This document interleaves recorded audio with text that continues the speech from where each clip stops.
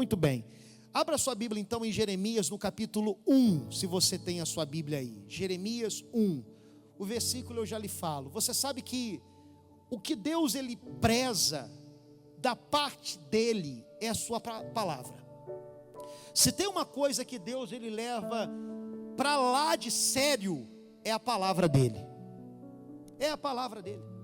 Tanto é que ele deixa escrito para a gente aqui no verso 12 o seguinte, olha só: e disse-me o Senhor, viste bem, porque eu velo sobre a minha palavra, olha só, sobre a minha palavra, para cumpri-la.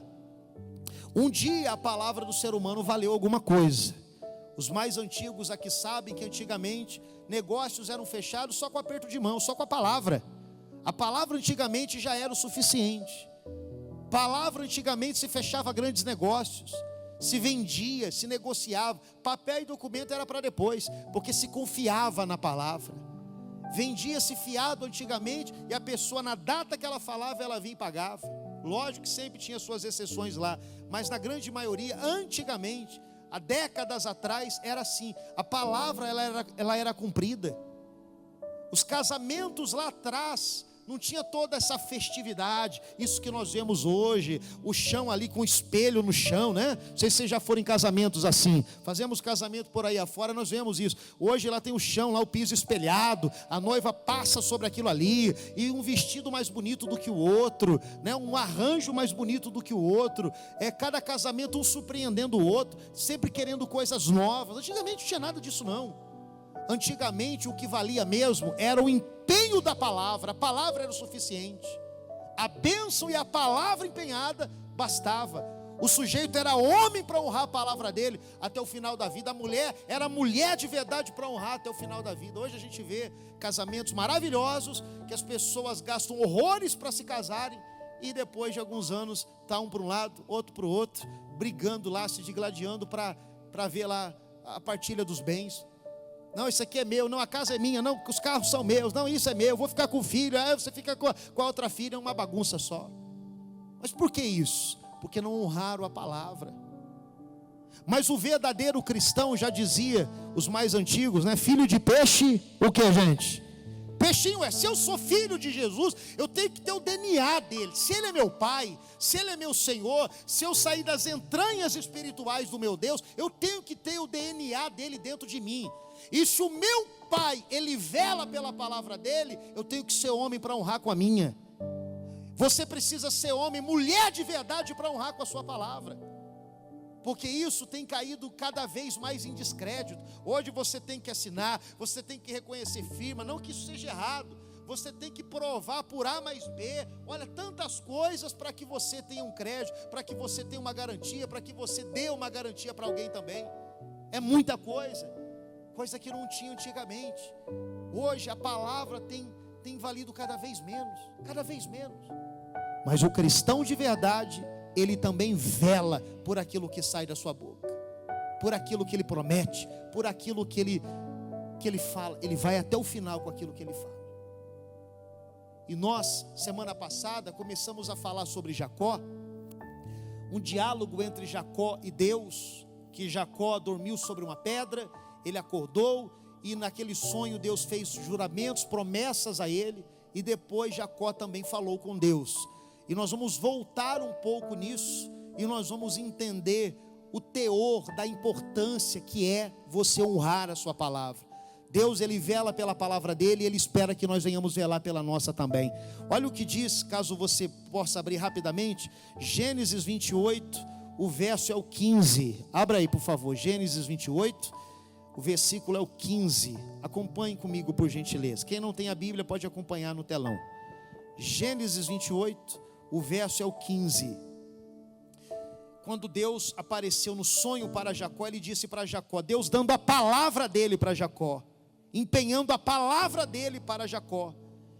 Ele disse, e eis que estou contigo, e te guardarei por onde quer que fores. Ó, Deus dando a palavra, jurando, fazendo a promessa. E te farei tornar a esta terra, porque não te deixarei, até que haja cumprido o que tem, o que, gente? falado. Ou seja, eu não sou moleque, eu não sou um fanfarrão. Eu estou falando para você que eu não vou te deixar, estou falando para você que eu serei contigo, eu estou falando para você que eu vou te dar isso daqui, eu estou falando para você que eu vou andar com você onde você estiver. Esse lugar onde você está que eu vou te dar. Diz mais, acordando, pois Jacó do seu sono, disse: na verdade o Senhor está nesse lugar, eu não sabia. E temeu, e disse: quão terrível é este lugar! Este não é outro lugar senão a casa de Deus, e esta é a porta dos céus. Então Jacó entendeu, não é qualquer pessoa que está falando comigo. Deus está aqui é a casa de Deus, e a voz de Deus está prometendo que vai ser comigo. Quem sou eu para a palavra de Deus ser comigo? Quem sou eu para Deus prometer que esse lugar onde eu estou deitado, ele vai ser meu? E hoje é a Terra Santa, hoje é Jerusalém. Deus deu tudo aquilo ali para Jacó, para sua descendência, para as tribos de Israel. Deus deu tudo aquilo ali para eles. Aliás, para ele, né? E para sua descendência posteriormente. Deus cumpriu o que ele prometeu. Deus, ele velou pela palavra. Deus não deixou o irmão de Jacó, que era Esaú, tirar a vida de Jacó. Deus protegeu, Deus trocou o nome de Jacó, Deus o abençoou. Se você continuar lendo ali de uma maneira mais cautelosa, você vai ver que aquele que era um andarilho, que dormiu no relento com a cabeça numa pedra, Jacó, da partida do momento que ele também empenhou a palavra com Deus, a vida dele foi mudando de uma maneira extraordinária. Por quê? Porque Deus cumpriu a palavra que havia dado para Jacó. Só que antes da palavra de Deus ser cumprida para Jacó também, ele direcionou a sua palavra para Deus. No sono de Jacó, se você se lembrar do que falamos semana passada, e com certeza vai se lembrar, o sonho dele, ele viu que Deus estava no topo de uma escada, e naquela escada tinha anjos, fazendo o que ali, gente? Vocês se lembram? Os anjos subiam e faziam o que também? Desciam. O que representava aquilo também? Eram as promessas de Deus descendo, a palavra de Deus saindo do céu e chegando até Jacó. E também tinha a parte de Jacó, que era a palavra dele para chegar até Deus, que é o que nós vamos ler agora no capítulo 28, no verso 20. Acompanhe comigo, por favor. Capítulo 28, no verso 20, diz assim: e Jacó, depois que ele acordou do sono, fez um voto dizendo: se Deus for comigo e me guardar nesta viagem que faço, e me der pão para comer e vestes para vestir, e eu em paz tornar a casa de meu pai, olha agora, o Senhor, olha a palavra empenhada, o Senhor me será por Deus, e esta pedra que tenho posto por coluna será a casa de Deus, e de tudo quanto me deres, certamente te darei o dízimo. Ele não era dizimista e passou a ser naquele momento. Agora preste atenção, Deus, ele fez com que as suas palavras, as suas promessas chegassem até Jacó. E Jacó, entendendo que aquilo era muito sério, que Deus não era um fanfarrão para prometer e não cumprir. Então já que o Senhor está me dando a tua palavra, a tua promessa, então eu vou lhe dar a minha palavra também. Se o Senhor me abençoar, me dá pão, porque eu não tenho pão, o Senhor tem que me dar condições para viver pelo menos. O Senhor me dá pão, o Senhor vai me dar roupa para vestir, eu volte em paz para a casa dos meus pais, onde o meu irmão quer me matar. Isso não venha acontecer, o Senhor venha me proteger. O Senhor vai ser meu Deus a partir de agora então. O Senhor vai ser o meu Deus, eu vou passar a devolver ao Senhor as primícias, o Senhor estará em primeiro lugar na minha vida. Ou seja, Jacó também levou as palavras para Deus. Os anjos subiram com as promessas de Jacó, e os anjos desceram com as promessas de Deus. Agora, uma injustiça sem tamanho é querermos que o céu funcione para a gente, se nós não funcionamos para o céu. É uma injustiça muito grande queremos que a palavra de Deus se cumpra na nossa vida, sendo que a nossa palavra nunca se cumpre em direção a Ele. Eu sei que a grande maioria de vocês aqui já são batizados nas águas, ou pelo menos um dia entrou no batistério para se batizar. Agora, a pergunta é, a palavra que você deu para Jesus lá no batistério, seja aqui, seja na Igreja Universal Antiga, da onde nós saímos para vir para cá, seja muitos anos atrás, alguns meses atrás, ou aqui mesmo, aqui na nave auxiliar, aqui na igrejinha, onde nós realizamos agora os batismos nas águas. Eu não sei onde você entrou nas águas para se batizar, ali você empenhou a tua palavra. Agora a pergunta é, de lá para cá, você tem vivido uma vida de um homem batizado nas águas? De lá para cá, aquilo que você prometeu para Deus, lá você tem cumprido? Porque lá você deu sua palavra para Deus.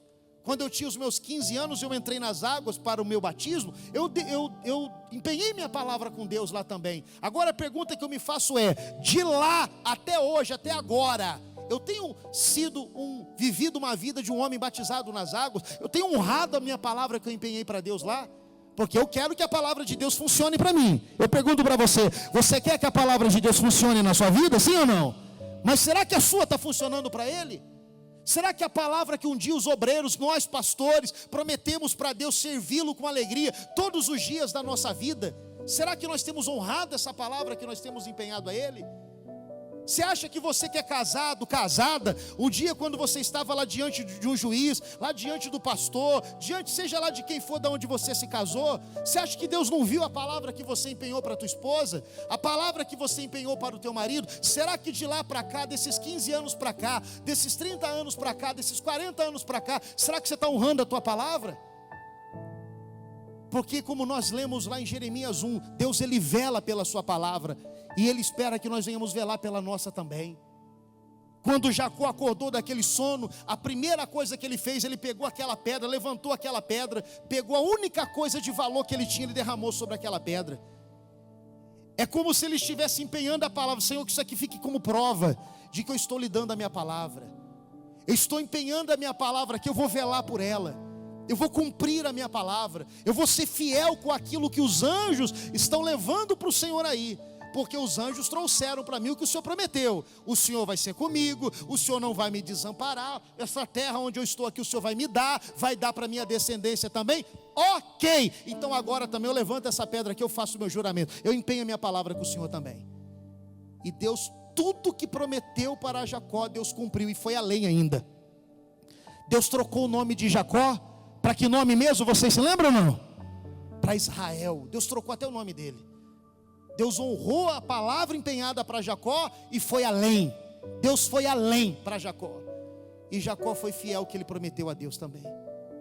Não queira que o céu funcione para você, se você não funciona para Deus. Quantas pessoas que chegam aqui aos domingos, às quartas-feiras, chegam diante do altar: Senhor, me perdoa, Senhor, me perdoa, eu fumei mais uma vez, eu bati na minha mulher mais uma vez, traí meu marido, traí minha mulher mais uma vez, me perdoa, e chora, e faz o escarcelo aqui, e depois volta para o mundinho lá fora de novo, faz tudo de novo, depois volta aqui, promete para Deus de nogo, eu prometo, não vou fazer de novo, me dá mais uma chance, e vai lá, e tira o tempo do pastor vai lá, tem que preparar o batismo, batiza a pessoa, passa uns dias, algumas semanas, está ele lá de novo, está ela lá de novo, descumprindo aquilo que prometeu a Deus.